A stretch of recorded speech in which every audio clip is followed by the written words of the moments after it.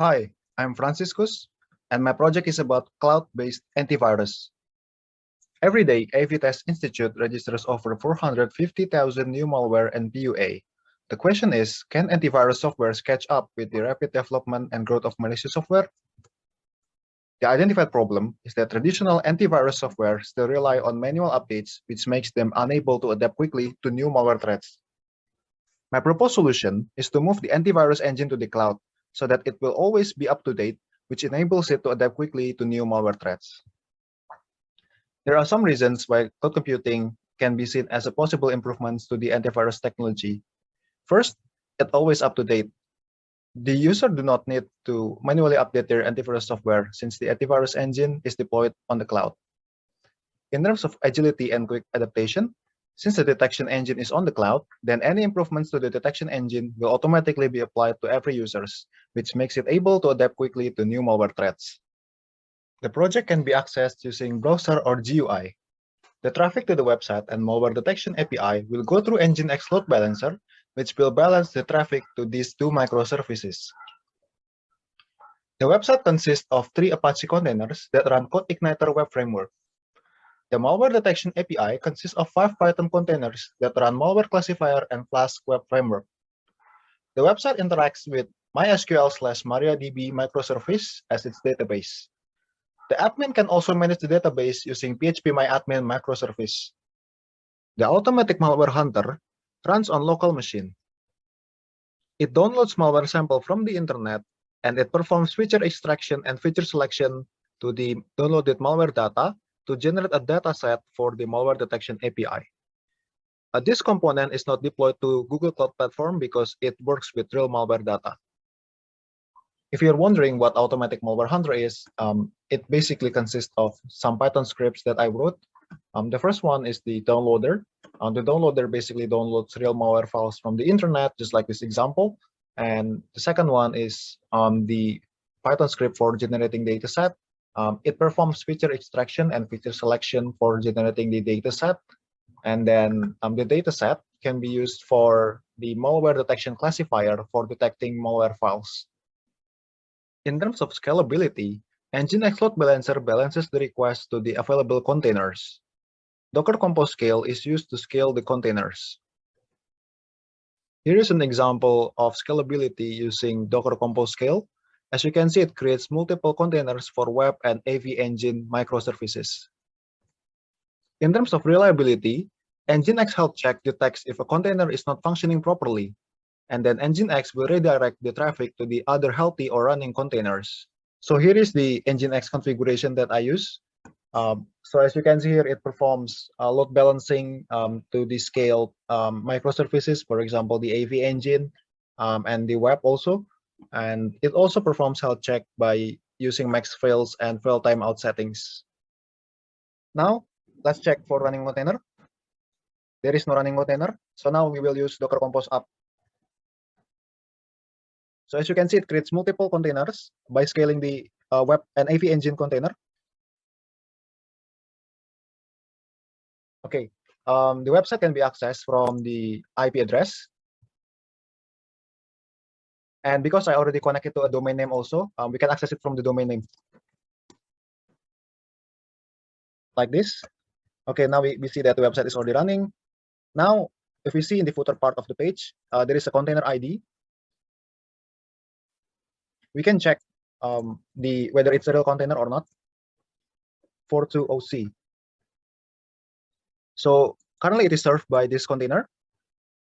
Now, if we refresh the page again, we can see that the container changes because it implements load balancing. Now it is served by the container ID B9D3, which is this container. Yeah, this one. Now we can see that the website is scalable and it also implements load balancing. The API also implements load balancing.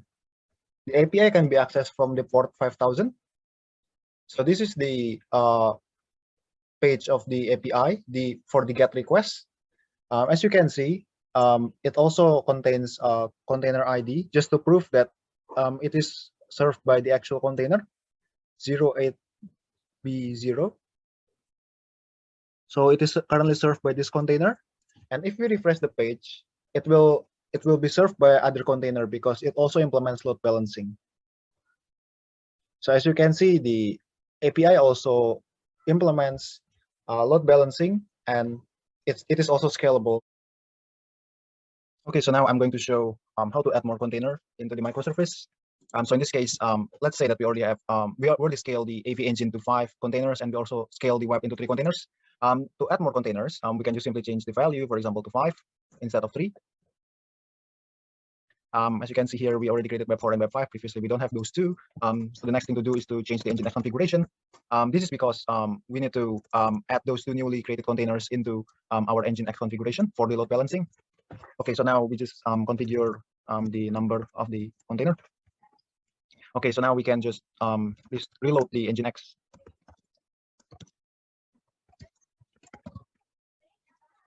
Okay, so now we have reloaded the Nginx. Let's check the website.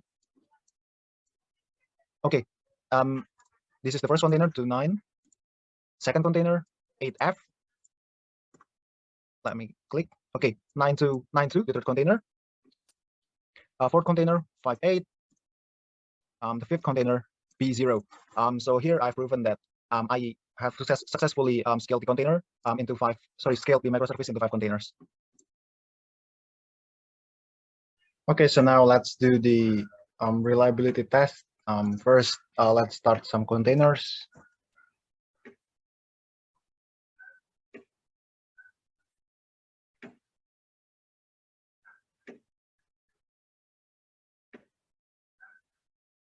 Okay, here we already started some containers. So now let's open the website.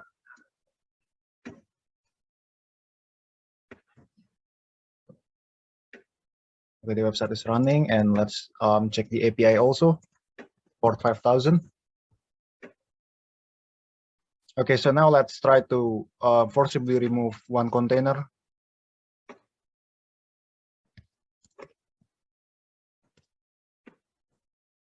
Okay, we have removed this container. Let's refresh the page. The website is still running because it implements load balancing, and it is also implements the containers are also scalable. So because of that, when one container is down, then the other container can serve as a backup for the down container. The website can be served by the other container. So now let's refresh the page again. The website is still on, but it is running with the other container. So now, as you can see, the website is running okay. Now let's test the reliability of the website. Let's remove the container. This container, for example, docker remove. Okay, so we have removed the container. Now let's click on the sign in button. The website is still running. Again, it is because I've implemented health check and also load balancing, and the microservices are also scalable. As you can see here, I created multiple containers. Yeah, so when one container is down, then the other container can serve as a backup. So basically how it works is that when a container is down, because we have multiple containers and we have scaled the microservices, then when one container is down, then the other container can help serve the website.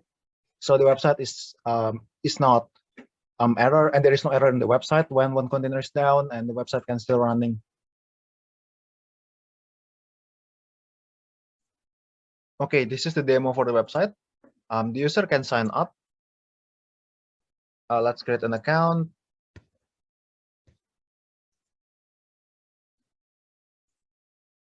Okay, and we have created an account. Now let's sign in.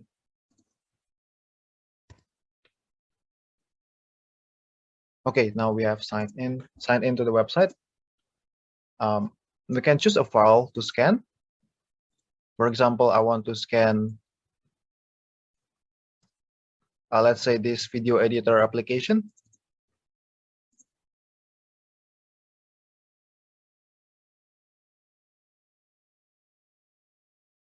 Now we can see that it shows that this file is safe to use. It is not malicious. And we can also vote for file reputation. Let's say we believe that this file is okay to use, it is safe to use. We can just click on the save button to vote. Now we can see that the file reputation is +1 now. Let's try again with a real malware. For example, I wanna scan a real malware here. Let's scan. Now, as you can see, it detects that this file is malicious. We can see the machine learning score here. We can see from the bar chart that it is malicious. And then we can also vote for file reputation. For example, we vote that, oh, this file is malicious and this file is not safe to use. We can click on the malicious button, and then we can see that the reputation is -1 now. We can also see the history of the scan. Now we can see the history of the file that we have scanned. We can see the information about the file also. We can click on the details. We can see from the detail page, we can see the information about the file. For example, the file size, file type, and then the SHA-256 hash. And on the home page, we can see the previously scanned file, and then we can see the bar chart.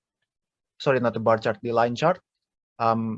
It shows that today it detects one malware, and that this is the pie chart, the ratio between malicious and benign detection. So it has detected one benign file and one malicious file. And the user can also log out from the website if they want to log out. For the admin can manage the database by using phpMyAdmin. We can access it from port 8082, and we can log in. And we can see the database. We can see the database, for example, the scan history, and then the vote result. And then we can also see the account. This is the code for the antivirus GUI. It is connected to the cloud. So if you see here that the GCP IP is connected to a domain name, and it is used to connect the antivirus GUI also. Okay, so now I have a collection of a real malware file. Let's scan it with VirusTotal to prove that it is real. Yes, it is real malware. Okay, so now let's test the antivirus GUI. Okay, so this is the user interface, and the user can click on the browse button and choose the folder to be scanned. For example, I want to scan this folder, and then we can click on the scan button. Yep, it has detected the malware, and then we can just click on the select all checkbox, and then to delete the malware, we click on this button. Yep, as you can see here, the malware has been removed from the folder.